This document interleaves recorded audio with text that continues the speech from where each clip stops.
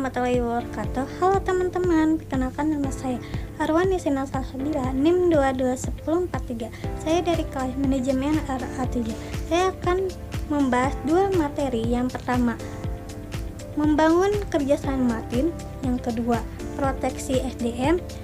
Yuk simak video ini baik-baik ya guys.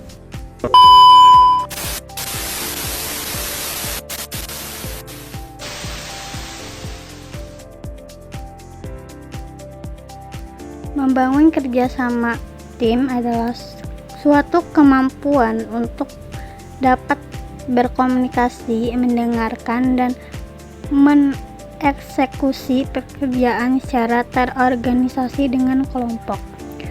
Teamwork artinya adalah kerja tim. Kerjasama tim adalah artinya mampu bekerja secara tim. Dalam kerjasama tim, kontribusi setiap anggota tim sangat penting untuk dilakukan.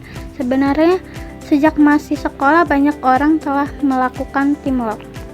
Contoh paling sederhana kerja kelompok. Ketika melaksanakan kerja kelompok, setiap anggota harus mengerjakan tugasnya dengan baik. Di sini pun ada manfaat kerja sama tim. Manfaat kerja tim dapat dirasakan pada setiap bidang kerja. Oleh karena itu, penting untuk sebuah perusahaan menerapkan kerja tim. Berikut ini adalah manfaat dari kerja tim pada dunia kerja.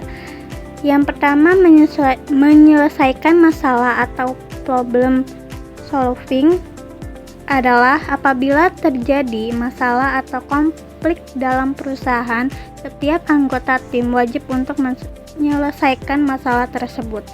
Kemampuan menyelesaikan masalah tiap individu sangat berguna dan dapat berkembang lebih baik lagi. Kedua, mendapat lebih banyak ide. Setiap karyawan dapat berkomunikasi baik dengan karyawan lainnya. Mereka dapat meminta pendapat, saran, ide, atau lainnya kepada karyawan yang lebih memiliki banyak ilmu. Dengan begitu, banyak ide dan ilmu untuk mengasah kreativitas setiap karyawan. Yang ketiga, dapat mengandalkan satu sama lain. Setiap individu tercipta sebagai makhluk sosial yang membutuhkan bantuan satu sama lain, sama seperti bekerja dalam tim yang membutuhkan orang lain. Dengan kerja tim, dapat mengandalkan anggota tim untuk meringankan tugas yang dimiliki. Elemen penting dalam kerja sama tim berikut adalah elemen penting agar kerja sama tim berjalan dengan efektif. Yang pertama, komunikasi. Komunikasi yang terbuka dan efektif membantu tim untuk saling memahami satu sama lain. Selain itu, komunikasi juga bisa meminimalisasi konflik atau kesalahpahaman. Oleh karena itu, komunikasi menjadi elemen penting untuk terwujudnya kerjasama tim yang efektif. Yang kedua, pembagian tanggung jawab. Kerjasama tim dapat berjalan dengan baik apabila saling memahami kelebihan dan kekurangan masing-masing anggota. Ini membantu leader membagi tugas sesuai kelebihan masing-masing. Membagi tanggung jawab sesuai kelebihan atau keahlian dapat meningkatkan produktivitas dan memastikan setiap anggota berasa berharga atas kontribusinya dalam proyek. Yang ketiga, kepercayaan. Semakin mengenal anggota tim, semua dapat belajar untuk saling percaya. Setiap orang akan memberikan kontribusi terbaiknya. Mikromanajemen atau terlalu mengawasi bekerja anggota tim membuat mereka merasa tidak dipercaya atau tidak leluasa dalam menyelesaikan tugasnya. Kepercayaan yang kuat memungkinkan kolaborasi yang efektif, komunikasi yang terbuka, dan menyelesaikan konflik secara sehat. Yang keempat, saling dukung. Elemen penting selanjutnya adalah saling mendukung. Ini berarti setiap anggota saling membantu satu sama lain, berbagi pengetahuan, sumber daya, keterampilan untuk memperkuat upaya tim.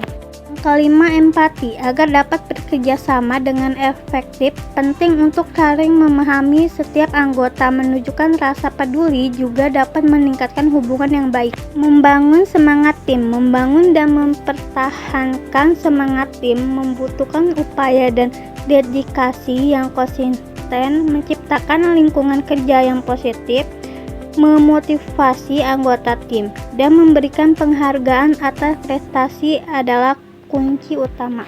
Baik, selanjutnya materi kedua saya akan menjelaskan proteksi SDM, yaitu sumber daya manusia. Proteksi sumber daya manusia merupakan sistem perlindungan berupa kompensasi yang tidak dalam bentuk imbalan, baik langsung maupun tidak langsung, yang diterapkan oleh perusahaan kepada pekerja. Proteksi atau perlindungan pekerja merupakan suatu keharusan bagi perusahaan atau instansi yang diwajibkan oleh pemerintah melalui peraturan perundang-undangan dalam melaksanakan program proteksi. Banyak perusahaan bekerja sama dengan perusahaan asuransi yang memberikan pertanggungan terhadap kemungkinan timbulnya masalah kesehatan, finansial, atau masalah lainnya yang dihadapi atau dialami oleh pekerja dan keluarganya di kemudian hari. Praktiknya, pemberian proteksi ini kualitasnya tidak sama di antara masing-masing pekerja, tergantung dari kedudukan dan tanggung jawab mereka masing-masing. Adapun tujuan dan manfaat proteksi SDM. Yang pertama, manfaat lingkungan kerja yang aman dan sehat jika perusahaan atau instansi dapat menurunkan tingkat dan beratnya kecelakaan kerja, penyakit, dan hal-hal yang berkaitan dengan stres, serta mampu meningkatkan kualitas kehidupan kerja para pekerjanya. Perusahaan atau instansi akan semakin efektif. Yang kedua, kerugian lingkungan kerja yang tidak aman atau tidak sehat. Jumlah biaya yang besar sering muncul karena ada kerugian akibat kematian dan kecelakaan di tempat kerja, dan kerugian menderita penyakit-penyakit yang berkaitan dengan pekerja. Selain itu, ada juga yang berkaitan dengan kondisi-kondisi psikologis, perasaan-perasaan pekerja yang menganggap dirinya tidak berarti, dan rendahnya keterlibatan dalam pekerjaan. Barangkali lebih sulit dihitung secara kuantitatif, seperti juga gejala-gejala stres dan kehidupan kerja yang bermutu rendah. Pelindungan hukum atau jaringan pengaman sumber daya manusia. Yang pertama, undang-undang ini mengatur hak dan kewajiban pekerja dan pengusaha. Tujuannya adalah untuk menciptakan hubungan kerja yang adil dan harmonis. Yang kedua, peraturan pelindungan data pribadi. Peraturan ini melindungi data pribadi pekerja. Perusahaan harus menjaga kerahasiaan dan keamanan informasi pribadi karyawan. Yang ketiga atau yang terakhir, asuransi ketenagakerjaan. Asuransi ini memberikan perlindungan finansial bagi pekerja dalam hal kecelakaan kerja, sakit, dan kematian. Adapun di sini ada jenis-jenis proteksi SDM. Yang pertama, perlindungan kesehatan kerja. Yang kedua, perlindungan keselamatan kerja. Yang ketiga, perlindungan ekonomis. Yang keempat, perlindungan hubungan kerja. Dan yang kelima atau terakhir, perlindungan kepastian hukum.